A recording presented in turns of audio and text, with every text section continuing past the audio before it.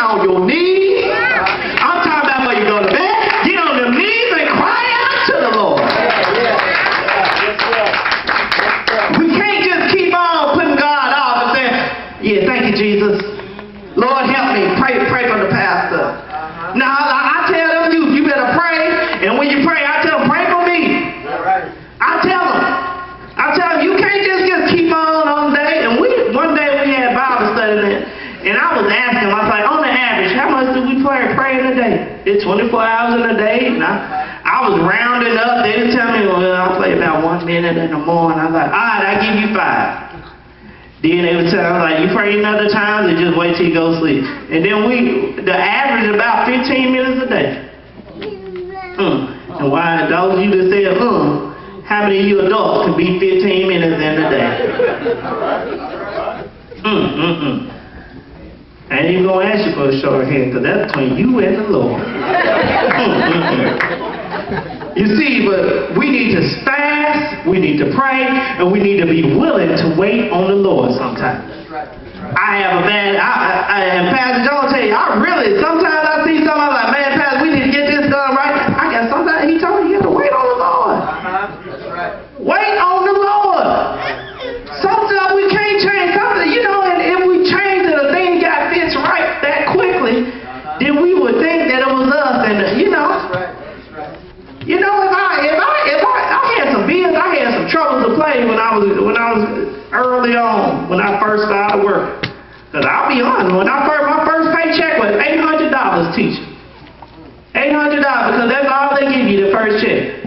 Because I don't know why to do that. I need to talk to my EMEA representative. But they gave $800. And I had bills to pay. Them folks didn't want to hear that, well, I only got $800 a check, but it's going to go up. No, they ain't going to hear that. They're going to add interest on it. You see, but guess what? I had to wait so the Lord can bless me and get my finances in order. If not, guess what? I've been like Dave Redd. I would have wrote a book and been selling it in church. Outside of church hours, not doing the sermon. Then, some of y'all on diets, trying to lose weight, do different things. If you got it right, just immediately, guess what? Y'all be doing y'all own workout video, all the videos, trying to say, Pastor, can I start a Romans class in the church? I've lost this many pounds. But you see, you got to wait on the Lord. Wait on the Lord. The last point, so I can be seated and y'all can stop looking at me like I'm crazy. He saw the best in me. And God chose Saul on the road because he saw in him what no man, woman, boy, girl, and especially Christians of that day could see. He saw a man that he could change his life. And at that very moment, in reading the scripture, that I see what Romans 4:8 says. But God demonstrated his own love towards us. And while we were yet sinners, Christ died for us.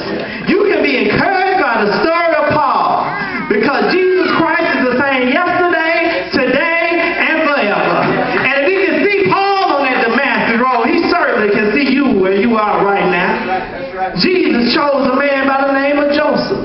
When his brothers thought he was a spoiled little brat, and they noticed and they thought that his dreamers were just some false dreams. They didn't understand that Jesus had chose him. And it turned out that he began to be second in charge, only underneath the Pharaoh. God chose a man by the name of Moses, even when he couldn't speak the best, even when he couldn't see it in himself. God chose him to lead the children out of Israel. He chose them to bring them out of bondage and sin. You see, God saw a man by the name of Peter, who was a cussing fisherman that didn't know what he was going to do. And he'll cuss in a minute, but God still chose him to be one of the spokesmen of the 12 disciples. God, the same God that saw a man by the name of David. That was the youngest of the 8 sons of Jesse. He saw a man that was trained to tend the sheep. But God saw the best in him, and he became a great warrior and killed a man by the name of Goliath. He became a great musician in the land when people around him didn't understand what he was going to be able to do. But you see, David sinned against the Lord. He saw another woman that was bathing, and it was a man's wife, and he slept with her. And he made some mistakes along the way. He ended up saying, well, I got to cover this sin up with another sin, and he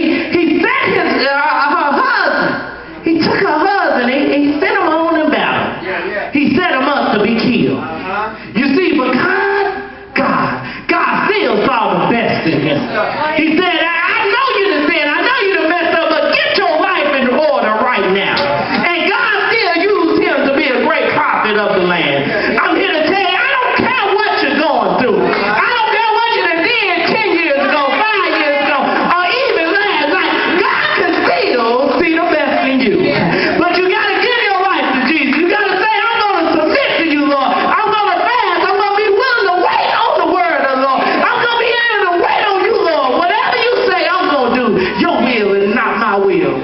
That's what Jesus said he'll do. But you need to understand that I don't care what you done did in the past. I don't care what people have said to you and spoke negative words in your life. I don't care if it's your own mama, your own daddy, auntie, or uncle, teacher. I don't care who it was.